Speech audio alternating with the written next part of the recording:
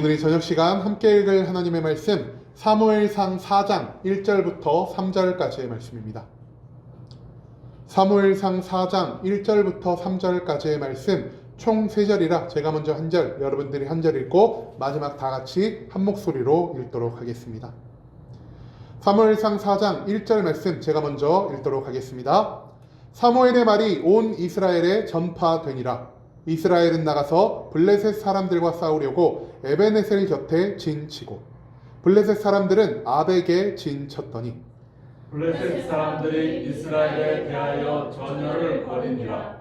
그 둘이 싸우다가 이스라엘이 블레셋 사람들 앞에서 패하여 그들에게 전쟁에서 죽임을 당한 군사가 4,000명 가량이라. 다 같이 읽도록 하겠습니다. 백성이 진영으로 돌아오매 이스라엘 장로들이 이르되 여호와께서 어찌하여 우리에게 오늘 블레셋 사람들 앞에 패하게 하셨는고 여호와의 언약궤를 실로에서 우리에게로 가져다 우리 중에 있게 하여 그것으로 우리를 우리 원수들의 손에서 구원하게 하자 하니. 아멘. 오늘 이 시간 우리는 우리와 비슷한이라는 제목을 갖고 오늘 우리가 읽은 하나님의 말씀 함께 나누는 시간 갖도록 하겠습니다. 이스라엘의 역사를 통해서 진정한 왕은 누구이며 왕권은 어디에서부터 나오는지를 가르쳐주는 사무엘상 그 4장의 말씀을 갖고 함께 나누는 시간 갖고 있습니다. 오늘 본문 말씀 가운데에서 우리는 과거부터 현재, 현재부터 미래까지 절대로 바뀌지 않을 우리 인간들의 모습이 무엇인지를 배울 수 있게 될 것입니다. 그렇다면 이스라엘은 지금 어떤 위기 가운데 있으며 그들은 이 위기의 원인을 무엇으로 파악했고 이 위기를 어떻게 극복하려 했는지 오늘 본문 말씀 한 절 한 절 찾아보며 함께 알아보는 시간 갖도록 하겠습니다. 먼저 본문 1절 말씀에서 성경은 이렇게 기록합니다. 사무엘의 말이 온 이스라엘에 전파되니라. 이스라엘은 나가서 블레셋 사람들과 싸우려고 에베네셀 곁에 진치고 블레셋 사람들은 아벡에 진쳤더라. 1절 말씀에서 우리는요, 사무엘이 하나님의 뜻에 따라 사역을 시작했을 때 이스라엘이 과연 어떤 상황에 놓였는지에 대해서 발견할 수 있게 될 것입니다. 오늘 본문 말씀 무엇으로부터 시작이 됩니까? 사무엘의 말이 온 이스라엘에 전파되었다라는 것을 성경 말씀은 우리에게 보여주고 있습니다. 사무엘은요, 하나님의 선지자로 세워져서 이제 하나님이 그에게 주신 모든 말씀을 단 하나라도 더하거나 단 하나라도 빼는 것 없이 이스라엘에게 선포하며 저들의 회개와 돌이킴을 만들고자 하였습니다. 그런데 오늘 말씀에서 우리가 조금 집중해서 봐야 할 건 무엇이냐? 사무엘의 말이 온 이스라엘에 전파는 됐는데요, 이스라엘 백성들이 이 말씀을 어떻게 대했는지를 우리가 이 말씀 가운데에서 찾아볼 수가 없다는 것입니다. 여러분, 사무엘이 이스라엘 백성들에게 어떤 말을 선포했을까요? 사사기의 마지막 부분에 보면은요, 하나님이 사사기의 시대를 어떻게 표현하고 계시죠?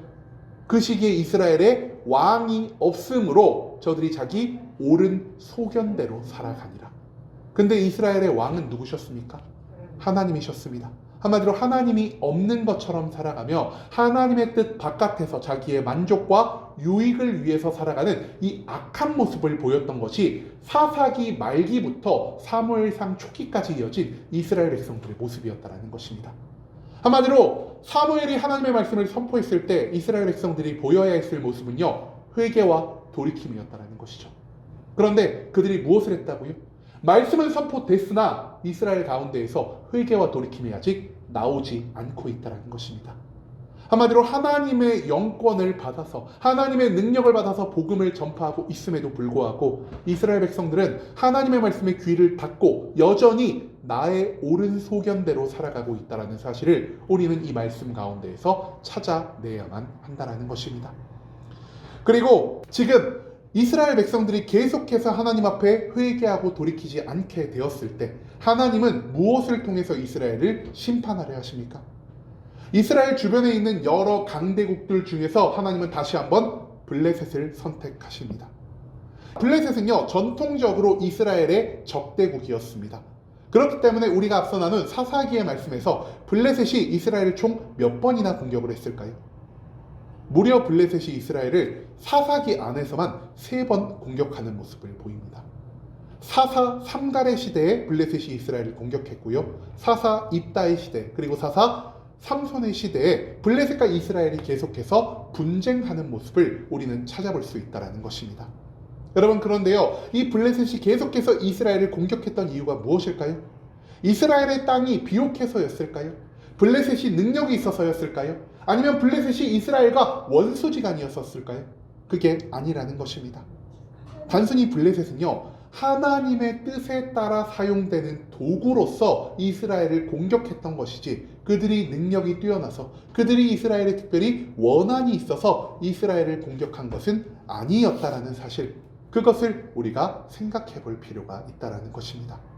한마디로 이스라엘 백성의 계속된 죄악 가운데에서 저들이 회개와 돌이킴을 보이지 않자 하나님은 한 번 더 블레셋을 사용해 이스라엘을 치시고 그들을 고통과 괴로움 가운데 방치하셔서 다시 한번 저들의 믿음을 회복해 하고자 하는 이 계획을 세우셨다라는 사실, 그것을 우리는 이 1절 말씀 가운데에서 찾아볼 수가 있다는 것입니다. 그 다음 이어진 2절 말씀에서 성경이 이렇게 말합니다. 블레셋 사람들이 이스라엘에 대하여 전열을 벌이니라. 그 둘이 싸우다가 이스라엘이 블레셋 사람들 앞에서 패하여 그들에게 전쟁에서 죽임당한 군사가 4,000명 가량이라. 2절 말씀에서 우리는 블레셋과 이스라엘의 전쟁이 어떤 구도로 흘러가고 있는지를 찾아볼 수 있게 될 것입니다. 여러분, 블레셋과의 굉장히 큰 전쟁을 앞두고 있을 때 이스라엘이 보인 모습 무엇입니까? 이스라엘은요, 단순히 전쟁을 준비하고만 있습니다. 하지만 출애굽 시대에도 그랬고요, 광야 시대에도 그랬고요, 가나안 땅에 들어오는 여호수아의 시대에도 그랬고요, 전쟁에 앞서서 저들이 항상 무엇을 먼저 하나님 앞에 했을까요? 하나님께 기도하고요, 하나님의 뜻을 구하고요, 하나님의 능력을 구한 다음에야 전쟁에 나아가는 모습을 보였다는 것입니다. 하지만 왕이 없는 것처럼 살아가는, 자기 옳은 소견대로 살아가는 이스라엘, 지금 어떤 모습을 보이고 있죠? 하나님께 기도하지도 않고요, 하나님의 뜻과 능력을 구하지도 않고요, 오직 자기 옳은 소견대로 자기의 능력과 자기의 지혜와 세상의 방법을 따라서 단순히 전쟁만을 준비하는 모습을 보이고 있다는 것입니다. 즉, 하나님이 주시는 능력이 없는 상태에서, 하나님이 주시는 승리가 없는 상태에서 이스라엘은 이미 패배한 전쟁을 준비하는 모습을 보이고 있다는 것이죠. 그리고 하나님이 주시는 능력과 승리 없이 이루어진 전쟁에서 어떤 결과가 나옵니까? 이스라엘은요, 블레셋과의 전쟁에서 큰 패배를 당하게 되었고요, 무려 4,000명이나 되는 이스라엘의 병사가 이 전쟁에서 죽음을 맞이하게 되었다는 것입니다. 여러분, 이스라엘은요, 생각보다 많은 전쟁의 경험을 가지고 있는 민족입니다. 광야 시절부터 시작된 전쟁은요, 가나안 정복 전쟁에서 굉장히 활발하게 벌어졌고요, 그리고 사사 시대에 계속된 이방 민족의 침입 가운데에서 사사의 지도에 따라 전쟁에 참여한 이스라엘은요, 하나님이 주시는 계획과 능력에 따라서 계속된 승리를 거둘 수가 있었다는 것입니다. 한마디로 이스라엘은요, 이제 주변에 있는 여러 민족과 비교하더라도요, 전쟁에 굉장히 많은 경험치를 가지고 있는 민족이 되었다 할 수 있다는 것이죠. 하지만 이스라엘이 한 가지 잊어버린 것이 있습니다. 이스라엘이 경험이 많기 때문에, 이스라엘이 능력이 있기 때문에, 이스라엘이 지혜롭기 때문에 그동안 전쟁에서 이긴 것이 아니라 하나님이 이스라엘에게 전쟁의 승리를 허락하셨기 때문에 그들이 전쟁에서 승리할 수가 있게 되었다는 사실을 그들은 완전히 망각해 버리고 있다는 것입니다. 이처럼 하나님이 없는 전쟁, 하나님의 능력과 하나님의 인도하심이 없는 이 전쟁에서 이스라엘은 패배할 수밖에 없었다는 사실, 그것을 이 2절 말씀은 우리들에게 보여주고 있다는 것이죠. 마지막 3절 말씀에서 성경은 이렇게 말합니다. 백성이 진영으로 돌아오매 이스라엘 장로들이 이르되 여호와께서 어찌하여 우리에게 오늘 블레셋 사람들 앞에 패하게 하셨는고, 여호와의 언약궤를 실로에서 우리에게로 가져다가 우리 중에 있게 하여 그것으로 우리를 우리 원수들의 손에서 구원하게 하자 하니. 3절 말씀에서 우리는 전쟁에서 승리하기 위해서 이스라엘이 선택한 또 다른 방법이 무엇이었는지를 찾아볼 수 있게 될 것입니다.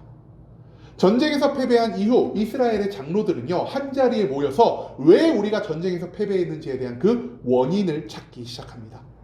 그리고 그 토의의 결과, 그들이 내린 결론 무엇입니까? 우리가 전쟁에서 패배한 이유는 하나님의 언약궤를 앞세우고 우리가 전쟁에 나가지 않았기 때문이다. 언약궤가 있어야만 우리가 전쟁에서 승리할 수 있을 것이다라는 이런 어리석은 결론을 내렸다라는 것입니다. 그렇기 때문에 저들이 무엇을 하죠? 실로에 있었던 하나님의 언약궤를요, 즉시 옮겨와 자신의 진영 가운데 두었다라는 것을 오늘 이 말씀은 우리들에게 보여주고 있다라는 것입니다. 여러분, 그런데요, 하나님의 언약궤가 특별한 능력이 있는 것일까요? 하나님의 언약궤는요, 그냥 단순하게 돌판을 담고 있는 금박이 칠해진 나무 상자에 불과한 것입니다. 이스라엘 백성들이 하나님을 믿고 하나님의 모든 말씀에 순종하며 살아갈 때 이 언약궤는요, 이스라엘 백성 가운데 임재하신 하나님을 상징하는 용도로 사용되는 것이지, 언약궤 자체에 특별한 능력이 있거나 언약궤가 승리를 만들기 위한 필수적인 요건은 아니었다라는 것입니다.